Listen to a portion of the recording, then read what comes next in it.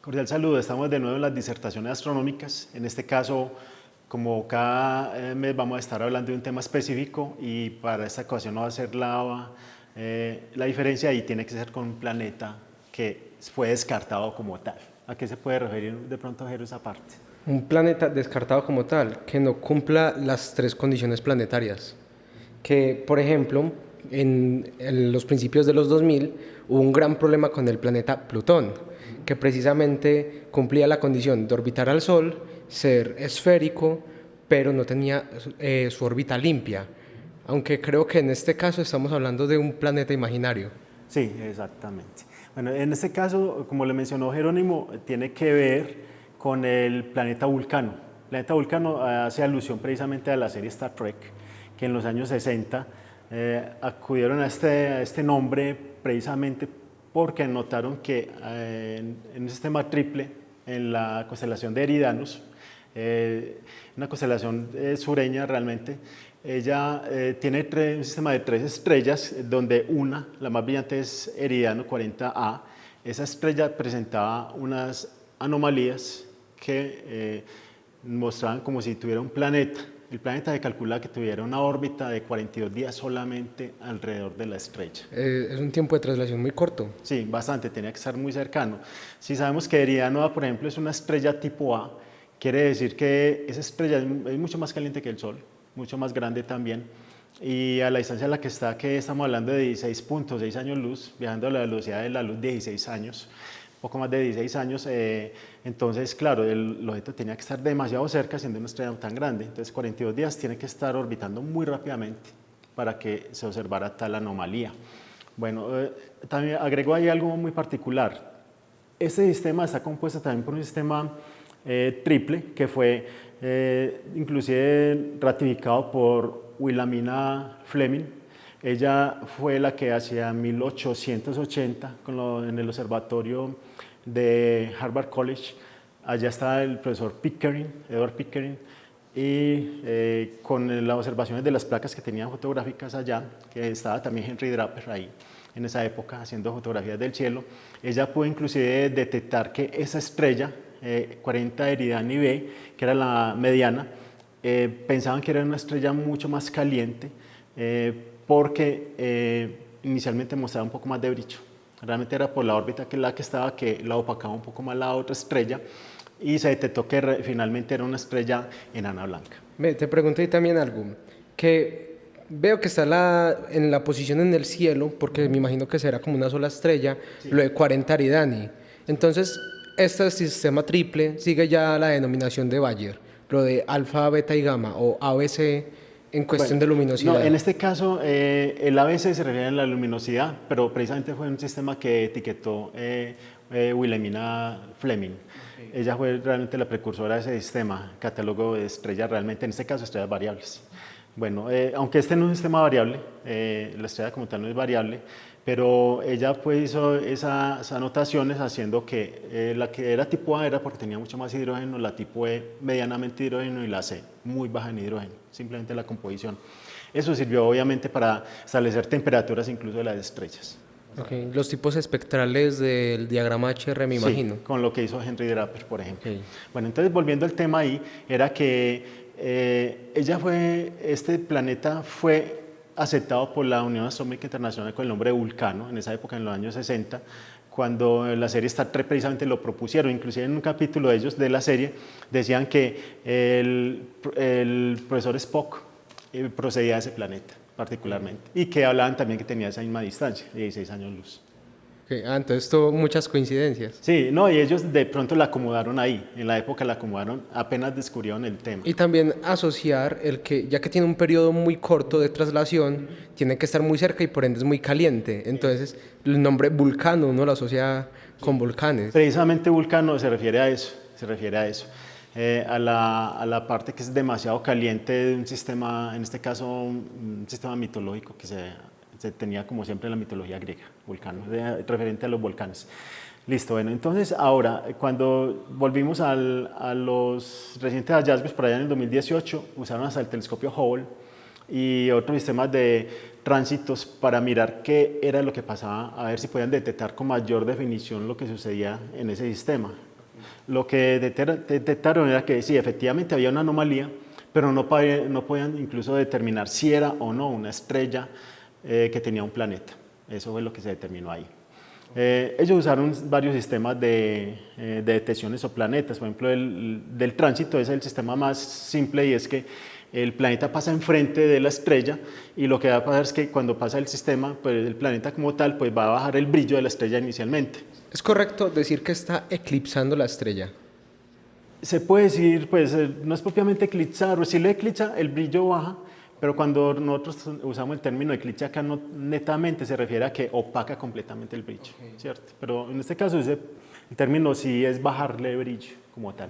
Y ahí está bien. Por ejemplo, este fenómeno también se ve en nuestro sistema solar, que nosotros lo notamos periódicamente con Venus y con Mercurio. Sí, con los planetas internos precisamente, Okay. Venus y Mercurio. Entonces, cuando descubrieron este tema ahí, inclusive bueno, en la película Star Trek llamaban Vulcano, y el planeta lo llamaron Quaid. Es Kate realmente, pero Quaid se refiere al griego y significa cáscara. En este caso, cáscara de huevo. Era por lo tostado, por lo caliente que está el planeta. Sin embargo, también había un detalle ahí. Ya para la serie de 2009, la película cuando la sacaron en 2009 de la serie, que era una saga, si no estoy mal, de 5 capítulos, ellos hablaron, en el capítulo 3, hablaron que el planeta lo iban a destruir un malo, uno de los enemigos en este caso del Spock, y era un romulano de llamado Nero. Ya recuerdo, se llama Nero, y él usó un agujero negro para destruir ese planeta. Ok. Es muy particular. Está divertido el método. Sí, usar un agujero negro, sí, algo muy distópico, pero sucedió ahí. Bueno, entonces ya con los adelantos de la tecnología, obviamente, se fueron sacando instrumentación nueva, y como pasó realmente el paper, por ejemplo, en tema, se publicó apenas ahora en abril de 2024, y se refería a la muerte de Vulcano, la desaparición de Vulcano, literalmente lo llamaban así, por Nate. Entonces, ahí es donde entra precisamente en juego la técnica aplicada. La técnica aplicada es que, como te decía ahora, hay unos sistemas de detección de exoplanetas. Por ejemplo, hay uno que es el radial que te estaba diciendo, perdón, el del tránsito y el radial, por ejemplo. El de velocidad radial. Sí, en ese caso, ¿a qué se refiere la velocidad radial? Ok, lo de la velocidad radial hace referencia a que un planeta cumple o cuenta con la suficiente masa para desplazar levemente de su estrella. Sí, de la posición. Exacto. Entonces, ¿qué va a ocasionar esto? Que la estrella vista desde la Tierra va a generar un efecto Doppler. ¿Por qué? Porque se va a estar acercando y alejando a nosotros. Esto es mencionado en la primera disertación astronómica, entonces... Bueno, esto es finalmente un bamboleo. O sea, Ok, ella sí. causa una inestabilidad. Ese sistema causaría una inestabilidad porque, aunque sea pequeña, movería ligeramente. ¿Por qué razón el sistema radial, de detección radial? Es porque literalmente no está visible. Si en el tránsito pasa enfrente, o al menos en la posición que nosotros estamos en la Tierra, en el sistema de radial es porque el objeto que está circulando alrededor de la estrella puede estar circulando y no es visible para nosotros. Está por fuera del campo de visión. De hecho, esto no lo hace uno de los métodos más efectivos para detectar, detectar exoplanetas. Sí, es porque es más eficiente, digámoslo, o más, digámoslo así, un poco más rígido. La razón es que usa mucho más minuciosidad en los datos, o sea, en este caso el espectro del efecto Doppler. De hecho, aquí hay un espectroscopio básico para detectar así los estados de la descomposición de la luz, que es este aparatico que vemos acá.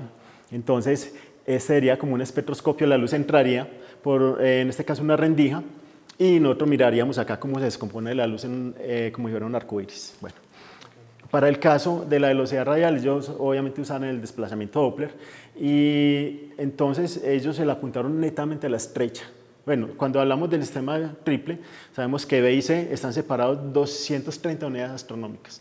Esto es como si tuviéramos en este caso, si aquí estarían las dos estrellas, aquí estaría el sistema C, pero esta que es más pequeña que la C, orbitaría esta en 8.000 años luz. 8.000 años, perdón. 8.000 años. 8.000 años tardaría una órbita solamente, mientras que el supuesto planeta Quaid orbitaría 42 días. O sea, muy raro. Ok, la diferencia es mucha. Entonces, ¿a qué se refiere que con la teoría que se terminó la existencia de Vulcano? Básicamente es porque hay un sistema muy moderno que se aplicó en los telescopios de Kitt Peak. Ese se llama el espectroscopio CAPE, K-E-I-D. Se aplicó a ese telescopio, un telescopio que tiene 3.5 metros de diámetro. Entonces, Bastante grande. Sí, entonces la resolución, ahí donde está la clave. La instrumentación, entre más es grande sea el área colectora de luz, pues más detallada va a dar. En este caso aplicaron ese espectroscopio al telescopio de tal manera que pudieron apuntar en este caso a la estrella netamente, a la estrella en cuestión que supuestamente tenía el planeta. La estrella tipo A, entonces lo que hizo el espectroscopio es mirar varias capas de la fotosfera. La atmósfera de una estrella, como la del Sol por ejemplo, tiene varias superficies, o sea, una que es la parte convectiva, la otra es la fotosfera y la ionosfera. Donde está la corona, por ejemplo. En ese punto, entonces ellos utilizaron en diferentes longitudes de onda, enfocaron la superficie, la parte más externa y la mucho más externa, que es la ionosfera como tal, para ver los cambios. En teoría, si había observación de un objeto en movimiento ahí, pues verían que ese objeto coincidiría en las tres diferentes longitudes de onda. O sea, deben de interponerse unos con otros. Pero lo que observaron fue algo muy diferente. Entonces, en ese caso, lo que observaban era que detectaron una estrella que tenía actividad solar, como nuestra estrella principal, que es el Sol. Entonces, ¿qué fue lo que notaron de esos cambios? Entonces, notaron que había unas manchas que tenían una periodicidad precisamente de 42 días. Entonces, esa fue la coincidencia total. Las manchas tenían una periodicidad, desaparecían y volvían a aparecer a los 42 días. Seguramente la rotación de la estrella, recordemos que es una estrella mucho más grande que el Sol, y el Sol tiene, si nosotros tuviéramos una mancha en nuestro Sol y esta rotara y permaneciera, porque en el Sol pasa que las manchas desaparecen o se forman, cambian de forma y cambian de tamaño incluso. Para este caso, supongamos que no suceda, sino que la mancha prevalezca, supongamos, en algunas rotaciones. Pasaría que, como el estrella es mucho más grande, tardaría 42 días en aparecer nuevamente por la atmósfera. Entonces, esa anomalía fue la que detectaron ahí. Sí. Entonces, desde ese punto de vista, pues podemos decir que fue, digámosle, que una pérdida para la serie de los fanáticos de Star Trek, digámoslo así, y hasta el Doctor Spock. Entonces no había ningún planeta, sino que eran manchas. Eran manchas solares, eran actividad solar. Entonces, eso fue, ya se tenía como les decía ahora, había unos indicios por allá en el año 2009, pero que no había resolución para tal. Inclusive el telescopio Hubble logró tomar imágenes, pero no lograron hacer la resolución que necesitaban. O sea, ellos miraron en las tres longitudes de onda que te explicaba, la parte más interna que es la convectiva, luego la fotosfera y finalmente la ionosfera, pero lo que notaban era que se superponían prácticamente las mismas ondas. Eran tan suaves que no notaban cambios. Y algo que yo había leído acerca de este aparato, el NADE. Sí, Kate. Es que NADE, ¿cierto? Se usa es para determinar la masa de exoplanetas, y esto también a través de este método de velocidad radial. Y me parece muy interesante, ¿por qué? Porque primero se observa la estrella, es mucho más sencilla de ver y ya se cataloga en un tipo espectral. Ya teniendo ese tipo espectral, uno puede saber la masa que tiene, y ya a medida de esos cambios puedes estimar la masa del objeto que la está cambiando. Entonces, lo de este equipo sí es para ver esos como cambios muy sutiles, ¿cierto? Sí, inclusive puede detectar exoplanetas mucho más pequeños. Cuando hablamos de exoplanetas, por ejemplo, se suponía que este planeta hipotético de Kuiper se pensaba que tenía lo que llamamos nosotros una supertierra, que es más grande que el planeta Tierra, pero más pequeño que Neptuno. O sea, objetos más pequeños no se pueden detectar, inclusive la Tierra, es un tamaño del objeto de la Tierra, es muy difícil de detectar. Los terrestres que se llaman. Sí, o al menos por tamaño, ¿cierto? Lo que llamamos supertierra. Una supertierra se refiere a un objeto mucho más grande, inclusive muchas veces se hablan de tamaños casi que del tamaño de Júpiter, son muy grandes realmente. Entonces ahí recurrieron a ese método y digámoslo ahí que pudieron detectar ese sistema. Con esta resolución actual podemos decir que se pueden detectar planetas mucho más pequeños que la Tierra.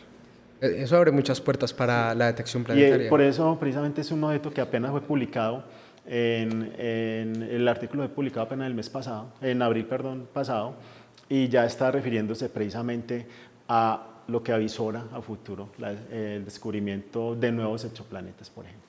Okay. Inclusive descartar otros. porque seguramente hay otros que se tienen como base para objetos nuevos, pero realmente... Sí, que pueden tener condiciones, las estrellas pueden tener condiciones similares a lo de 40 Eridani. Sí, Que, correctamente. sí, que no sea precisamente un planeta el que esté causando esta disminución en la magnitud. Y puede ser una actividad estelar, propiamente como ya se detectan muchas estrellas. Betelgeuse, por ejemplo, es una estrella que también muestra esas actividades solares, muestra manchas, inclusive desde la ESO han mostrado ya manchas de la propia estrella.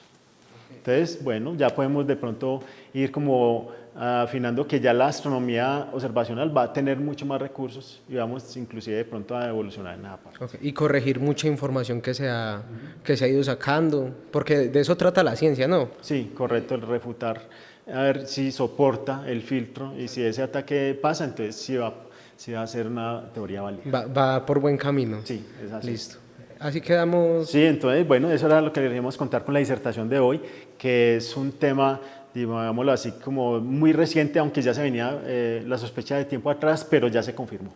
Ok, y muy chévere que se pueda seguir progresando instrumentalmente en la astronomía. Eso es lo que se debe aprovechar, los avances tecnológicos para la instrumentación y la investigación. Ahí va, realmente, porque estamos hablando de computación, programación y nanocomponentes. Bueno, espero que les haya gustado mucho la disertación astronómica de hoy. Este es un tema muy importante para la astronomía, para el avance científico. Entonces, acá, tanto equipo del Observatorio Astronómico del ITM como del Museo de Ciencias Naturales de La Salle, estamos dispuestos siempre a ayudarles y a enseñarles. También que estén visitando nuestros espacios. Los esperamos.